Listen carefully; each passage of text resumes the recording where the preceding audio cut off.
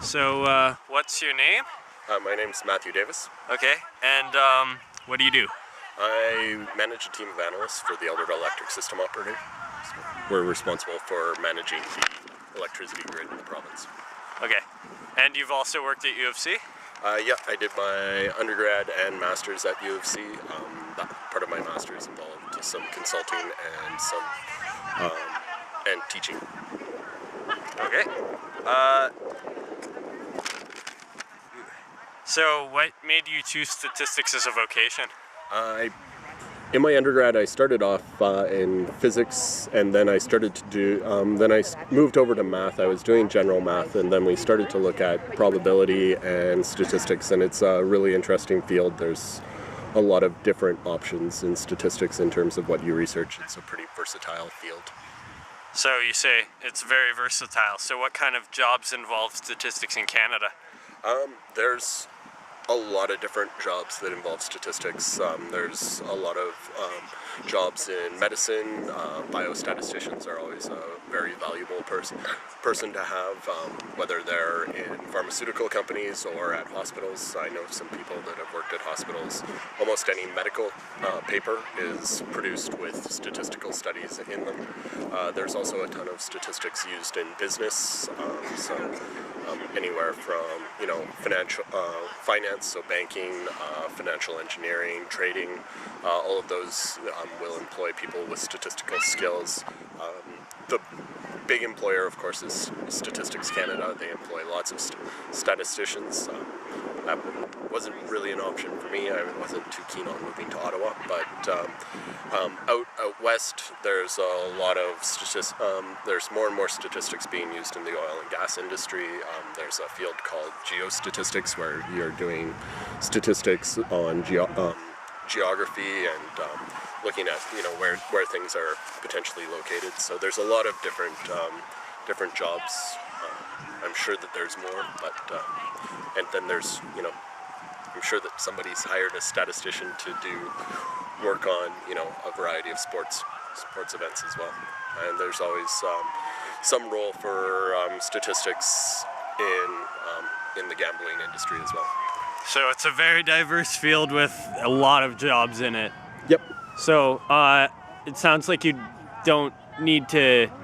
Do you need to? You need to use statistics outside of careers that aren't strictly stats. Like it carries over to other careers, right? Yeah. So when teaching at the U of C, I taught a first-year business statistics course, and one of the reasons why a lot of first-year students have to take statistics is statistics is a part of almost anyone's job. So whether it's nursing, whether it's managerial work, there's some degree of statistics used in that, and so having statistical literacy and that understanding of the field helps people out. And then as you become more and more proficient in statistics, there's really focused areas of statistics, but there's also the general stats that you kind of need to know just to get by in life. So what kind of formal education is involved in becoming a statistician? So my career path was to do an undergraduate degree in statistics, and then that really sort of just scratches the surface. It gives you sort of a classical training in statistics.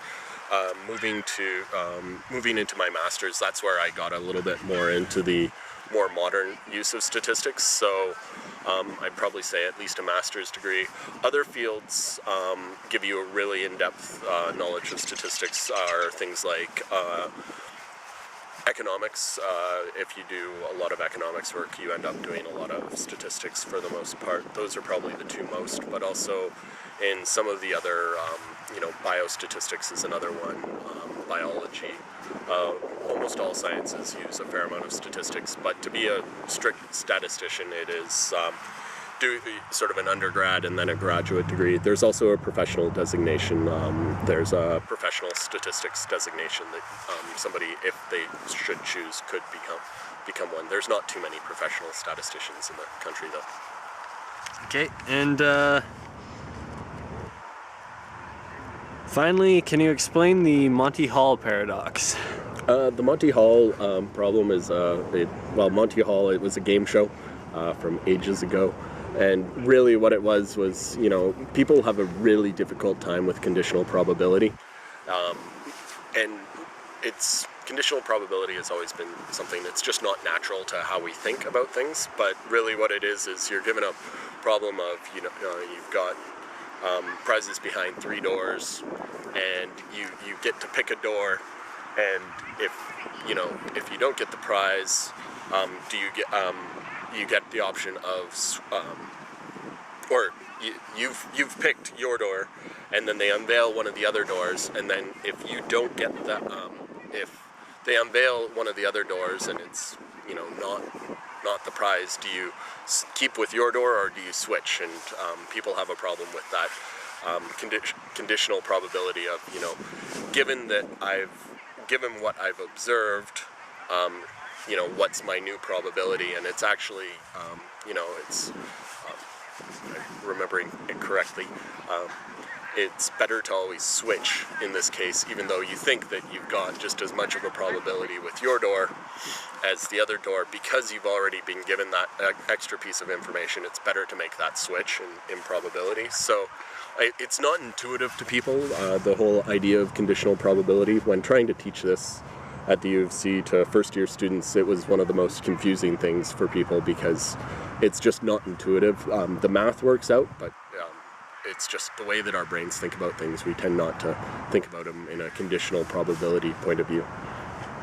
And it's a really interesting problem.